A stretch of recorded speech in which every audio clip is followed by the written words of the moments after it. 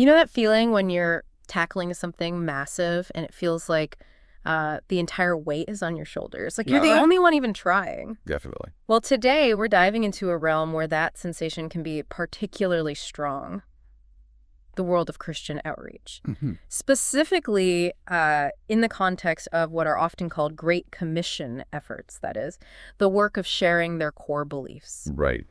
And what's truly interesting, and maybe even, a bit of a relief, is that the sources you shared point to a fundamental truth. Which is, No single individual or group can possibly accomplish this vast undertaking alone. absolutely. It's easy to get caught up in the work of your own particular organization or church Yeah, you get focused. and feel like the success of a mission hinges solely on those efforts. Mhm. But the material you provided really illuminated the breadth of what's happening globally. It did. It highlights this idea of a widespread community, these Great Commission Christians, with an incredible array of different skills and focuses. A huge range. And it argues quite persuasively that it's the synergy, the collaboration between these diverse parts that holds the real key to broader impact. Exactly. Your sources really paint the picture of interconnectedness. It's not just about individual entities operating in their own silos, No, not at all. It's about recognizing this much larger dynamic network. So our goal in this deep dive is to really unpack this idea. Okay. We want to move beyond that narrow perspective and explore not only the surprising variety of efforts already underway, but, more importantly, the potential that unlocks when these different parts start working together more intentionally. Okay, let's start by looking at this concept of a larger body. The source material makes a really insightful point about the natural human tendency within Christian work. Hmm. It notes that individuals often develop a strong sense of loyalty to their specific sending agency, whether that's their local church, their denomination, or a particular mission organization they're affiliated with. That makes sense. That sense of belonging is a powerful motivator. It really is. You invest your time, your energy, your passion into a specific mission. You build relationships with colleagues who share that focus. It's natural to see the landscape through that particular lens. But here's where it gets really interesting. Hmm. The sources push back on the idea that any single one of these agencies represents the totality of the effort. Right. They even point out how some organizational newsletters, unintentionally perhaps, Hmm. can give the impression that their work is the primary or even the only work happening among a particular people group. Which, when you stop and think about it, could lead to a really limited understanding of the situation, right? Totally. You might miss out on seeing the bigger picture, and crucially, you might overlook opportunities to connect with others Yes. who are working towards similar goals in different ways. Precisely. Yeah. The sources argue that effective leadership in this context, whether we're talking about strategy coordinators or those involved in establishing new churches, needs to adopt a much wider perspective. Mm. Their aim should be to identify and mobilize all the necessary resources to connect with a specific community and foster the growth of local, self-sustaining faith communities. Right. All the resources, not just their resources. Exactly. And these vital resources, it's emphasized, are not all housed within a single organization. They're distributed across this broader network. This immediately brings to mind a core concept that the source material actually highlights with a direct quote. I think it's from 1 Corinthians chapter 12. Yes, the body analogy. Right. It talks about the human body having many parts, but functioning as one whole. It goes on to say, for as the body is one and has many members, but all the members of that one body being many are one body. So also is Christ. Yeah. For by one Spirit we were all baptized into one body, for in fact the body is not one member but many. Now you are the body of Christ, and members individually. It's a powerful analogy. It truly is foundational to this idea of unity within diversity. It's not suggesting that everyone needs to be identical or operate under the same organizational structure. No, definitely not. Instead, it underscores that the collective impact comes from recognizing that these different parts, with their unique functions, together form a complete and effective whole. And that brings us to the crucial point that these different parts, these different Great Commission groups, naturally have different focuses, different callings, and different strengths, right? Exactly. The source emphasizes that this variety isn't a weakness, it's actually a vital asset. And what's fascinating here is that these diverse gifts aren't just a random assortment. They're presented as being specifically needed within this larger body Okay. to effectively connect with the incredibly diverse tapestry of people groups around the world. Hmm. Different approaches resonate with different communities and individuals. The source provides some really tangible examples of these different gifts in action. Like, think about the power of media. Hmm. You have ministries specializing in radio broadcasts, video production, audio recordings, and the creation and distribution of literature. That's a whole spectrum right there. Yeah, a whole spectrum of skills aimed communicating in different ways. Exactly. Then you have those who are particularly called and equipped for frontline church planting. The pioneers, so to speak. Yeah, the individuals and teams who go into new areas to share their message and establish local faith communities. And then there are those focused on social ministries. Which are also key. Absolutely. Initiatives like community development projects, literacy programs, healthcare provision, and educational efforts. These can be incredibly effective in building relationships and addressing practical needs within a community. And the spectrum of gifts continues. The source also highlights the essential work of church development. Like discipleship. Exactly, focusing on discipleship and training local leaders to ensure the long-term health and growth of these new churches. Sustainable growth. Right.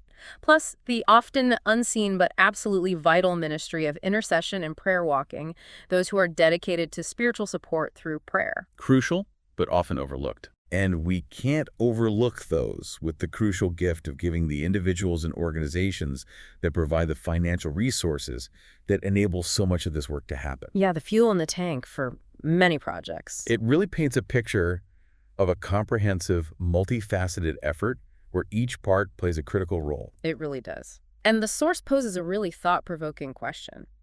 If the body of Christ were all one denomination, where would the body be? It really forces you to consider the inherent limitations of a single monolithic approach to such a diverse global landscape. This understanding of the inherent value of diversity naturally leads to the crucial need to actively overcome isolation. Makes sense. If we recognize that we're part of this much larger entity with a wide array of skills and areas of focus, the next logical step is to intentionally break down any perceived barriers between these different parts. Absolutely. The source stresses the importance of being willing to look beyond our own specific agency, our own local church, our own denominational boundaries. Yeah, step outside the comfort zone. And to actively cultivate a spirit of partnership with other Great Commission Christians who may be approaching the work from a different angle. And to really underscore this point about the necessity of each part, the source circles back to that powerful analogy from 1 Corinthians. The foot and the hand. Yeah, the foot saying it doesn't belong to the body because it's not a hand, or the ear making the same argument because it's not an eye. Right. When you frame it that way, it highlights the absurdity of thinking any part is dispensable. It really shines a light on how counterproductive it is to think any one approach or any one group has a monopoly on the work. Totally. The source even points out that those parts of the body that might seem, less prominent or less glamorous are, in fact, absolutely essential Essential. to the overall functioning and health of the whole. And what's particularly insightful is the underlying purpose described. This intentional design of having different members within the body is to prevent division Oh, and to foster a sense of mutual care and dependence. It's a system inherently built for collaboration. and bringing this back to the practical outworking, the source directly links this understanding to the goal of facilitating indigenous church planting movements. Right. Empowering local believers within their own cultural context to lead and grow their own faith communities. And according to the source, the very first concrete step in fostering this kind of collaborative environment is simply identifying who else is out there. Just knowing who's around. Yeah. Who are the other Great Commission Christians, whether individuals, churches, or organizations, who could potentially become partners in reaching a specific people group? The source even suggests a practical exercise, a brainstorming session, where individuals are encouraged to list not only those who are already actively working among their target community, but also those who could potentially be mobilized if the need and opportunity were presented. And the key revelation from this exercise, according to the source, is the sheer abundance of resources that God has already placed within this larger body of Christ. Wow. As the source emphatically puts it, the resources are in the harvest. The potential for collaboration and impact is often far greater than we initially perceive. If we're only looking within our own immediate circles. Exactly. So to really make this tangible and illustrate the sheer variety of this network, the source provides some specific examples of different organizations and their primary areas of focus within this Great Commission landscape. Yeah, let's run through a few. Okay, let's run through a few of these to give you a clearer sense of the scope. Absolutely. Mhm. In the realm of using media, the source mentions gospel recordings, Mhm.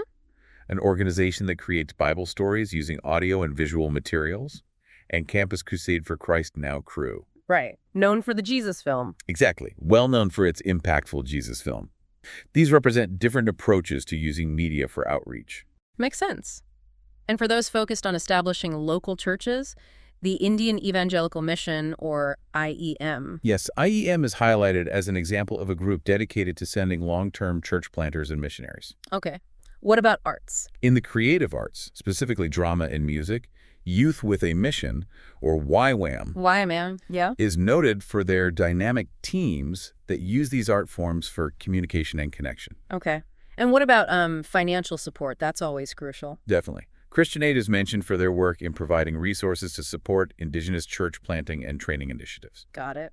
And prayer support. For the often unseen but vital work of prayer, the Friends Missionary Prayer Band, FMPB, is highlighted for their network of prayer cells and individuals dedicated to intercessory prayer. FMPB. Okay. Leadership development. In the field of leadership development, theological education by extension, TEUA, is recognized for its programs that provide accessible Bible education and training, often in a decentralized manner. T. Right. Makes it more accessible. How about literature? Getting the word out. For getting the written word out, Every Home Crusade, EHC, is noted for their extensive efforts in the production and door-to-door distribution of Christian literature. Wow. Door to door. That's dedication.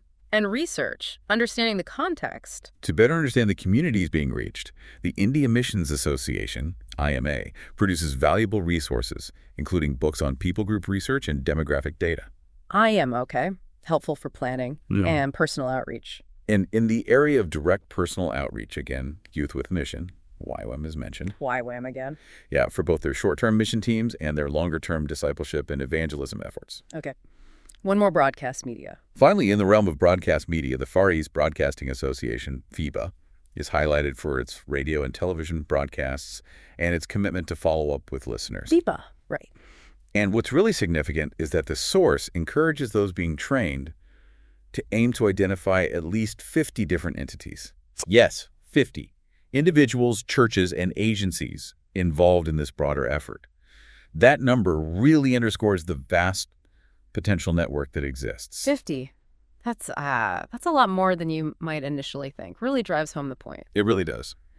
So as we begin to wrap up this deep dive, what are the key insights that you think should really resonate? What are the core learnings from this exploration of your sources? Well, I think the central takeaway is the immense scale and incredible diversity of this global network of Great Commission Christians. Sheer scale. Yeah, it's a vibrant ecosystem made up of individuals and organizations, each contributing their unique skills, passions, and resources. And recognizing the existence of this larger body and actively seeking out opportunities to connect and partner with those who have different strengths is absolutely crucial. Crucial for what? For achieving more significant and sustainable impact. You just can't do it alone, or even just with your own type. And it strikes me that this principle isn't limited to this specific context, is it? Not at all. This idea of recognizing the value of a wider network and moving beyond a siloed mentality seems incredibly relevant in so many areas of life. Absolutely. Whether it's in your professional collaborations, your community involvement, or even in pursuing personal goals. Exactly. If we step back and look at the bigger picture, it really speaks to the power that emerges when diverse entities, each with their own unique contributions, come together with a shared purpose. So, as you go about your day, maybe something to think about. I encourage you to consider this. In your own areas of interest or work, who are the other members of the body? Metaphorically speaking. Yeah, metaphorically speaking. Who are those others with different gifts, different perspectives that you might not be fully recognizing or collaborating with? Good question. And what new possibilities, what unexpected breakthroughs might emerge if you intentionally sought out a more collaborative approach? It's definitely a powerful thought to carry with you.